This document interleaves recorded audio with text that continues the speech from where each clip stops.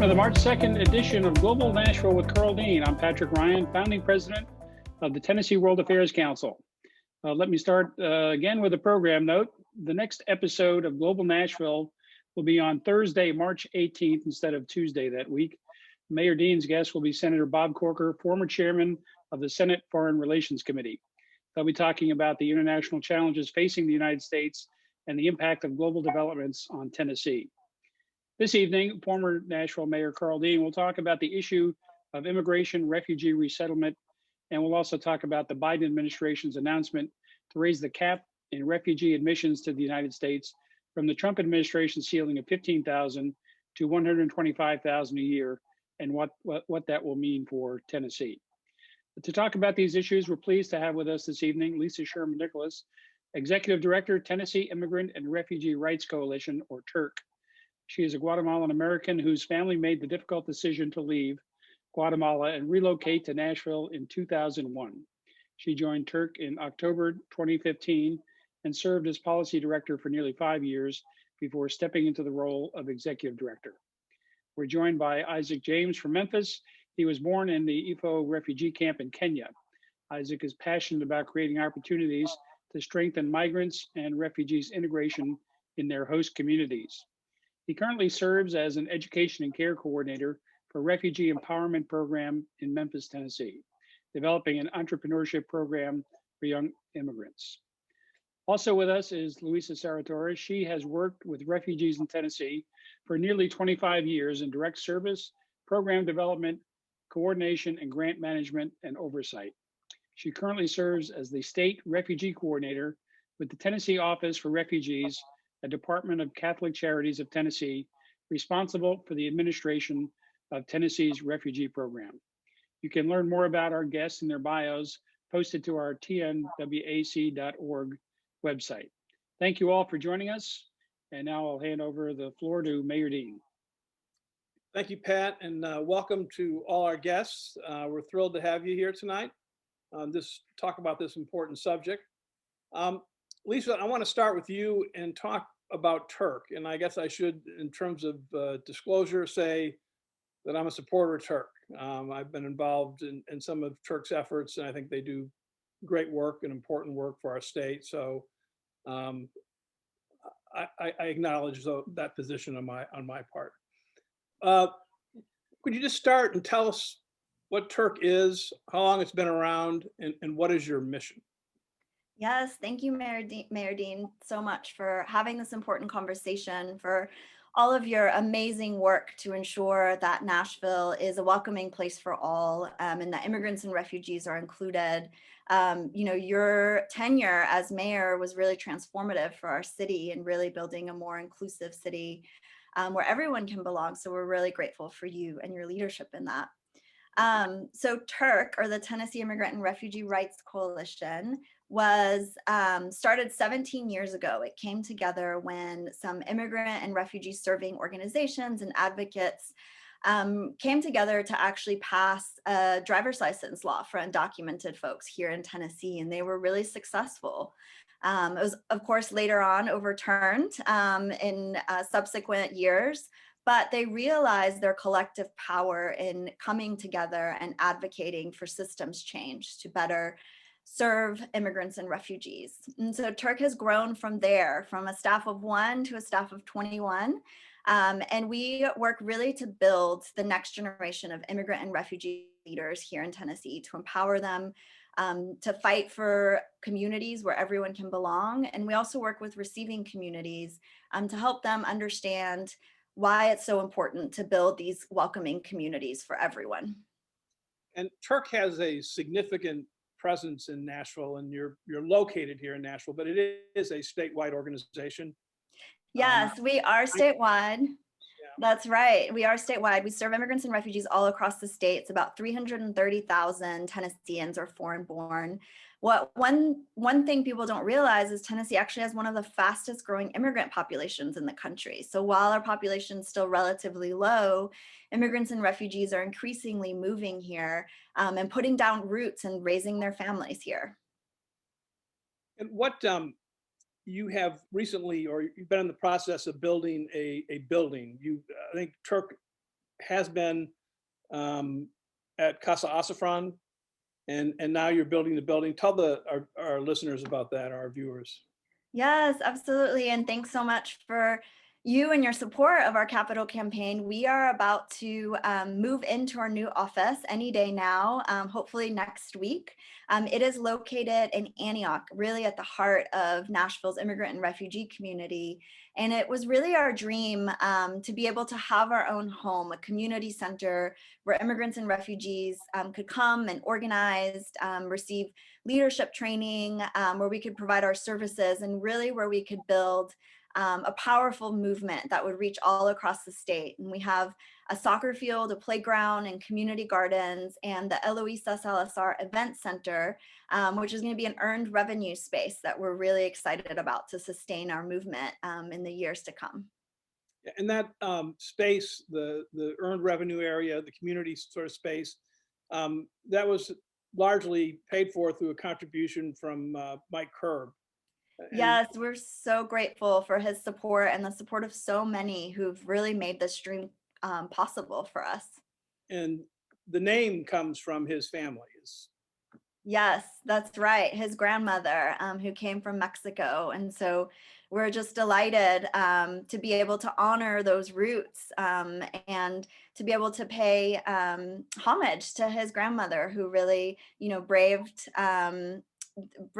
the times to come and move to the US and raise her family, just like so many do today. Yeah, and I certainly just want to say how much I appreciate Mike and he's been in the right place on this issue for a long time. Yes. Can you, what's the difference between its immigration, refugees, what's refugees, immigrants, what's the difference? Yeah, well, we'll talk about refugees today since that is the main topic. So one of the things folks often don't realize is that refugees are people who are unable or unwilling to return to their home country because of a well-founded fear of persecution due to their religion, their race, their ethnicity. And so refugee status is actually a legal status that's defined by the UN, the UNHCR, and the US government. And so refugees are able to enter the country through the refugee resettlement process and get on a pathway to citizenship. And then immigration more broadly, I would say, the definition of refugee is something that is defined by governments and attorneys, but has been argued more recently to be expanded to include refugees from Central America, where I'm from, who are fleeing gang violence and persecution and other kinds of violence in that part of the world, but are often unable to enter the refugee resettlement program. And so you came here from Guatemala, and because of threats of violence and fear of personal safety for yourself and your family. Mm-hmm. And so refugees, when they're allowed into the country or they're here, what law governs that process? Is it federal law, state law? Yeah, it's federal law. So the refugee status is part of the Refugee Convention, which is enshrined in federal law. And there's also international law that applies to refugee resettlement. But it's really because our federal government, since World War II, recognized the power and the responsibility to welcoming people who were fleeing persecution and violence. And so it's really a recognition of our highest aspirations as a country and the values that we want to strive for, that we're a beacon of hope for people. Right, the whole idea of the Statue of Liberty and what it stands for. Exactly, yeah. And so when, what has happened in the last 4 or 5 years in terms of refugees being allowed to come to the United States and specifically to Tennessee? Yeah, the last 4 years have been incredibly devastating for the resettlement program. And I'm happy for Louisa to jump in and share a little bit from her perspective as the office that has been resettling refugees. But, the numbers have decreased steadily over the past few years. The president gets to set, in consultation with Congress, the number of refugees we welcome. And traditionally, we've strived to welcome more than 100,000 refugees per fiscal year. But the previous administration decreased that number to the lowest in the history of our country, which was 15,000 refugees this last session. And so that's had really detrimental consequences, both for refugee families who are waiting to be reunited. For the entire country? For the entire country, that's right. And so how many, is there a pro rata divvying that up amongst 50 states, or how many of that 15,000 would be coming to Tennessee? Yeah, so Louisa, do you want to answer this one? Give you a chance to chime in. Yeah, so those numbers are a little bit in flux, but I can tell you that last year with a ceiling of 18,000, Tennessee saw 225 arrivals. So 225 political through the whole state. Yeah. Yeah, so 2016 we were seeing over 2,000, and then last year just 225 across the state. And so how do refugees get to Nashville? Are there organizations that you've been involved with or are involved with now who actually help on resettlement and help have refugees settle here? Yeah, go ahead, Louisa. Yes. Okay, yes. So, and Isaac, I'm sure can chime in as well, but yes, there are two main funders for refugee services, federal funders. The State Department funds that initial resettlement program. So when we think about folks arriving at the airport and moving into their new apartments and finding their first job, that is that initial resettlement program. National voluntary agencies with local affiliates like Catholic Charities or World Relief Memphis or Bridge in East Tennessee or NICE in Nashville are doing those initial resettlement services. And then the Office of Refugee Resettlement, which is a Department of Health and Human Services at the federal level, funds a lot of the ongoing integration services, medical care, temporary cash and medical benefits, employment services, case management, other kinds of supportive services. So our work is the state administration of those ORR funds, but we partner very closely with the resettlement agencies because that is the connection point for refugees coming into our state. And so we work very closely with them to make sure that refugees are receiving the services that they need and that they are entitled to, and that they're welcomed by refugee communities as well as mainstream neighbors. So when a refugee arrives in Tennessee, Nashville, there is support. I mean, there's governmental support and nonprofit support that works with government funds to help people settle. I mean, because these are folks who are essentially, when they go through the process, say, you can come here, you're welcome here, we invite you. But that number was over the past administration was lowered and lowered and lowered. And how has that affected the agencies here, Catholic Charities and Nashville World Relief that work with refugee resettlement? Yeah, it was incredibly devastating. We actually had to close World Relief's office here in Nashville as a result of the drastic cuts in the refugee resettlement program. And that organization had decades of resettling refugees in our city. And so it was really devastating, not only for those folks who lost their employment, but for refugees who lost that connection to the organization that had helped them find the services and support that they needed. And so as we think about rebuilding the program and increasing our numbers, we've lost so much institutional knowledge and experience that it's gonna take some time to rebuild, and is really critically important to ensuring the successful resettlement of refugees. Yeah. Isaac, how are things in West Tennessee? How's Memphis? Hi, Mayor Dean, thank you again for the opportunity to be a part of this conversation. As Mr. Ryan said, I was born in IFO refugee camp, and so refugee resettlement has literally given me and my family a new chance at life. Here in Memphis, Tennessee, I work with Refugee Empowerment Program, which is a nonprofit organization that seeks to help refugees integrate into West Tennessee, into Memphis. So the conversation you just had about the impact that lower numbers have on resettlement agencies, when that happens, nonprofits such as Refugee Empowerment Program that don't do resettlement have more refugees to take care of. And so the importance of the refugee settlement program and funding these resettlement agencies is so nonprofits and organizations like World Relief can have the resources needed to provide for the vast majority of refugees, rather than having to have the weight of numerous refugees on just one organization. It's better if resources are expanded throughout various organizations to help with integration. Is there, for Nashville, for Memphis, Tennessee as a whole, are there particular countries or areas of the world that are most represented in our refugees who are settled here? Right. So speaking for the refugee empowerment program, a lot of our refugees come from East Africa. So we have refugees from Burundi, from Rwanda, Somalia. And so we have over the years tended to see more refugees coming from East African countries in Memphis than other parts. Okay. How about Nashville? Yeah, we've seen, so over the past 10 years, some of our largest refugee populations have come from Burma, Bhutan, Iraq, Somalia.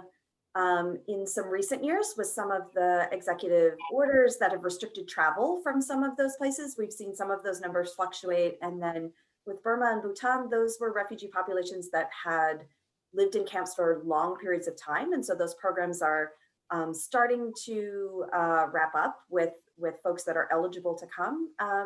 The largest population in the last 4 or 5 years has been from the Democratic Republic of Congo, like Isaac mentioned, with East Africa and Central Africa. As well as we're seeing a significant number of folks that come through a program called Special Immigrant Visa Program. And these are folks from Afghanistan and Iraq. We've seen larger numbers of Afghanis recently who have supported our US military or military contractors in conflict zones overseas. And so they are in danger for that relationship with our military forces. And so that's another population that we've seen locally. Has there been, does TIRRC have an involvement with working with the legislature or lobbying? And what's the status of the of Tennessee politically with welcoming refugees? Yeah, so, we as a state have a really long and proud history of welcoming refugees since the 1960s, when Catholic Charities first started resettling Cuban political refugees. But unfortunately, since 2011, our state legislature has really gone after the program and refugees, and tried to pass numerous bills to really limit refugee resettlement here and limit the ability of organizations and governments to provide the services that refugees need to be successful. We've, luckily been able to defeat most of those efforts.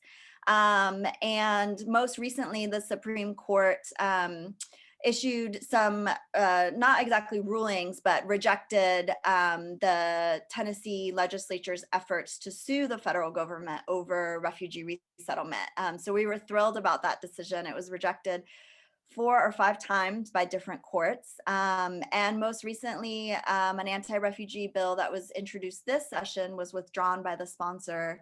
And, Governor Lee, we worked with him to ensure that he continued to welcome refugees when President Trump issued an executive order that was going to require states and localities to consent to refugee resettlement, which wasn't a normal part of the process and was really aimed at trying to get states and counties to reject refugees in order to try and curb refugee resettlement in the United States. So anything going on right now at the legislature that our viewers should be aware of? So this year, I firmly believe, thanks in large part to our efforts to hold the line and beat back really harmful bills, there are not that many anti-immigrant or anti-refugee bills this year. The same anti-refugee bill that was originally introduced this session, we've seen over the last 2 or 3 years, and we've successfully made sure that it didn't become law. So this year, the sponsor withdrew the bill. And, I give credit to all of us who've been fighting back and making it very difficult to pass these kinds of bills that are really aimed at making Tennessee an unwelcoming place for refugees. Now, how does COVID the worldwide pandemic affect the refugee numbers and also affect what's going to happen going forward from here? Mhm. Louisa, do you want to talk a little bit about that? Sure. Yeah. It has definitely impacted travel. Definitely impacted travel over this past year and continues to some extent. But I think the greatest place where it is impacting is in processing. Just as a lot of us are teleworking, we're not working in buildings, an awful lot of the processing overseas. It's intensive vetting and screening and interviews, and a huge part of that process, nearly all of it really happens in person. Those data systems where we're verifying folks' background checks and doing all of those kinds of screening processes, largely for security reasons, are not accessible remotely. And so a component of the screening process is interviews with USCIS. They have been out of the field for over a year and don't anticipate going back into the field to do new interviews until summer, probably. So folks are doing what they can. They're instituting some pre-screening, some pilot remote screening processes, but that's probably the biggest place right now in terms of looking at growing the program, where it's going to take some time to catch up. Okay. And so on a good news note, what has President Biden done in terms of refugee numbers? Yeah, so we're just thrilled. President Biden has raised the refugee ceiling to 125,000 for the next fiscal year, which is really going to be incredible for all the refugee families who've been waiting to be reunited with their husbands, their family members, their aunts, their wives, brothers and sisters. But also his most recent executive order also included many provisions that refugee resettlement advocates have been calling for that bring more humanity and dignity into the resettlement process as a whole. And really, it's been amazing to see and hear the new administration championing refugee resettlement and calling us all in to aspire to living up to the values that we aspire to. So we're just thrilled about being able to welcome refugees again to Tennessee. So what, this is for anybody, any one of you, if you are talking to a citizen, a fellow citizen, or a legislator, or anyone who says, we don't need any more refugees, or we don't need to increase the number, what's your argument? What's your response to say, wait a minute, think about this? What do you say? Isaac, do you want to take that one? Yeah, I'll add something there. I would say just look at the impact that refugees are having in their communities. Refugees bring diversity, they bring entrepreneurship, they bring a sense of sort of appreciation of the differences that we have. And I think America is a place where we all recognize our differences and are able to celebrate that. Also, refugees give back to their home communities. So me and my family send remittances back home, which help the local economy in Uganda. And so refugees have both the impact in their host communities, but also back home as well. So refugees, just to wrap up, refugees are individuals that really care about being integrated in America, that really try their best to communicate with different communities, but also bring their intellect, their drive to make their new environments the best possible. And with the new resources and information they gained in America, they always seek to return that back home and empower those in refugee camps back home, but also in their own countries as well. Anybody, Lisa, Louisa, you want to add anything to that excellent response? I don't really want to follow Isaac's response there. I mean, I second everything that he's saying. I mean, certainly, I think too, it's not just what refugees bring to us, but an opportunity, like Lisa's been saying as well, for us to live out some of our most important heartfelt values. You know, we are able to welcome folks into our communities. We get to be neighbors. We get to be friends. We get to be teachers and coworkers, and that's an opportunity for us as well. That we are fortunate that folks that are different than us allow us to be a part of their worlds in that way, and to share in a different culture. Yeah, and it's important, I think, to remember, looking historically, that we have always been a country that has welcomed refugees as part of who we are. But you look at periods of time where we haven't, and we tend to look back at those times with regret, and say we could have done better. We're not living up to our values. Also, I mean, just to differentiate again on some of the immigration issues versus refugees, you're talking about 110,000 people nationwide. This is a number that we easily can absorb. And these are folks who come here where there is a plan. There are organizations that are government funded and some privately funded that are there to provide support and to help. So it's something that works smoothly. I think, is that fair to say? Yeah, absolutely. I think we have one of the best infrastructures for refugee resettlement in the world, and up until the last 4 years had been leading the world in welcoming refugees.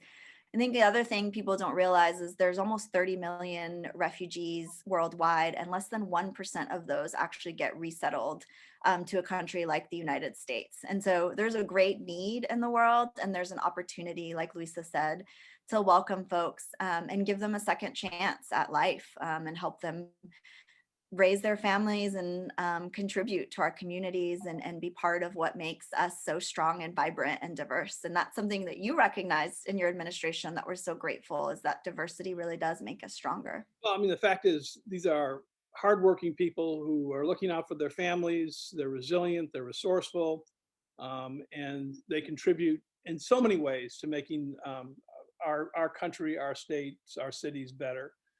We have a very, I think, a good question. It's very, very specific. Who makes the decision on where to place new refugees, and how is this decision made? This is from Michael, to anyone on the panel. Louisa? Sure. That's a great question. One component is absolutely family or friends in the United States.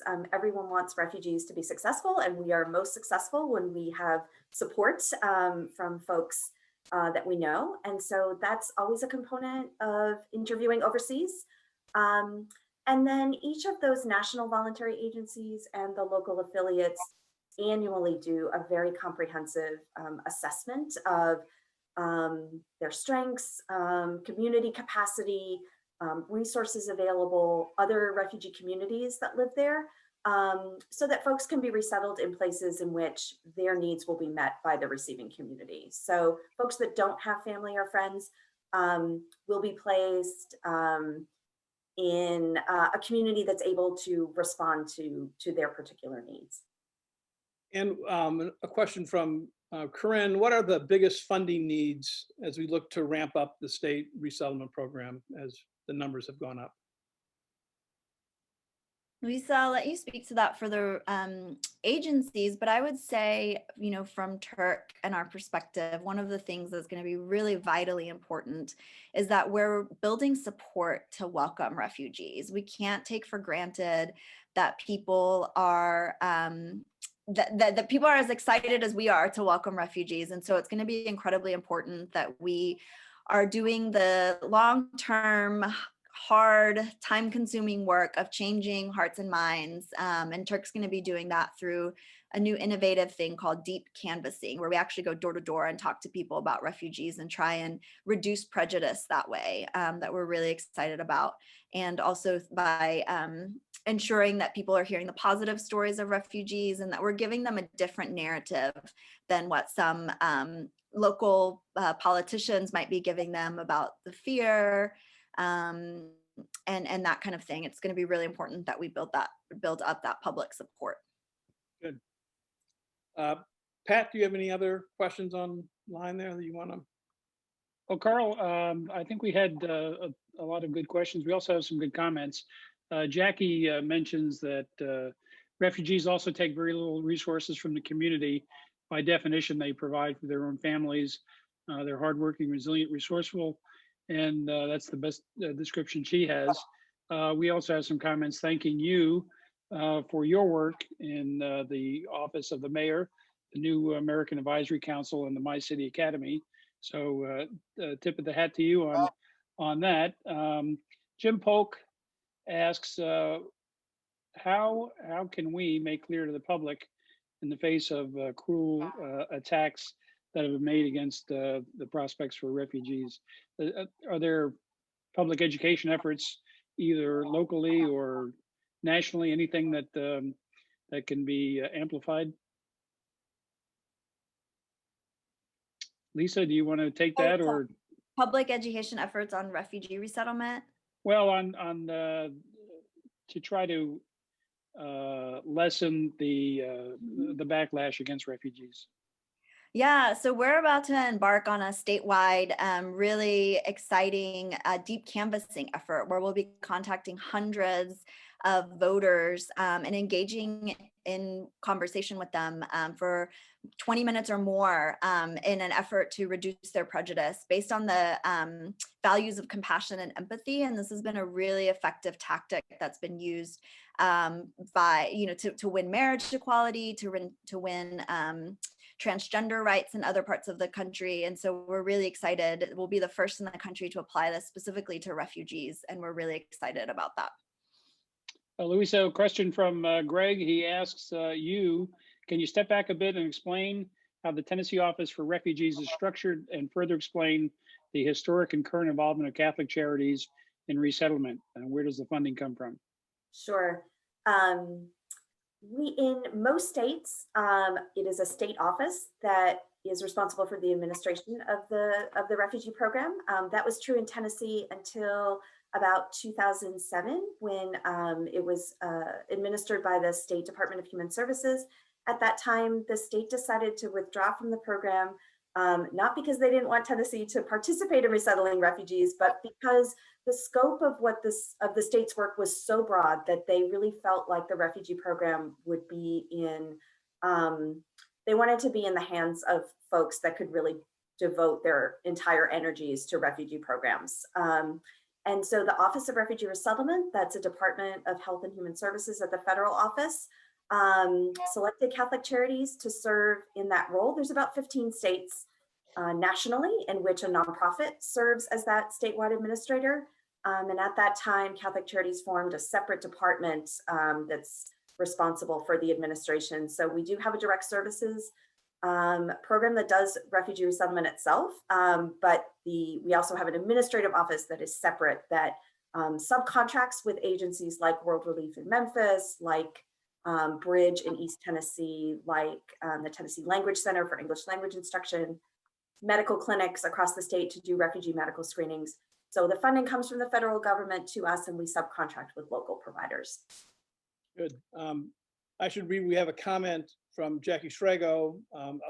As our refugee organizations have gotten reduced in size over the years, more have not gotten health care as quickly as they should, refugees. Please note that they should come to Lentz Public Health Center, Metro Center. Also, they could call 615-310-3285 to get health insurance. They are immediately eligible upon arrival.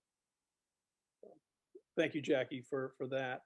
Well, I think this is a good point for us to, our time is up. So to say thank you to a wonderful panel who do wonderful work, and that we appreciate what you do, and know that, we're proud that you're doing it, and wish you great success. Pat, do you have anything to add? Well, Karl, we looking at beyond Tennessee at the global situation. As Lisa mentioned, there are some 26 million refugees in the world, and that's out of a population of about 80 million displaced persons around the world. And if you look at the migrant inflow into places like Europe, Germany, with a population of 83 million, has taken in 1 million refugees, mostly from the Middle East, Afghanistan, northern Africa. I don't think it's a I don't think it's a partisan issue to look at this as a humanitarian question, that the United States has a responsibility to do its share to handle those among us on the planet who are in unfortunate situations. So my hat's off to Louisa, Isaac, for the work they're doing, and everyone else who's involved in refugee resettlement. And a hat tip to the new administration for recognizing America's responsibilities. And congratulations on the building. Maybe we should do a program where we could interview somebody out there, and we can have that in the background, and that'd be a good show. That would be amazing. Yeah. So again, thank you, and thank you to all the viewers and people who participated. Pat, Senator Corker will be with us on Thursday, the 18th of March, right around the corner, the next edition of Global Nashville. It should be a terrific conversation. He's got lots to share on what's going on in the world. Looking forward to the challenges for the new administration, and also talking about how what's going on in the world impacts Tennessee and Tennesseans. Right. Okay. Well, thank you all, and thanks to everybody who watched tonight. And we'll see you later. Everybody have a good evening. Thank you. Thank you. Bye.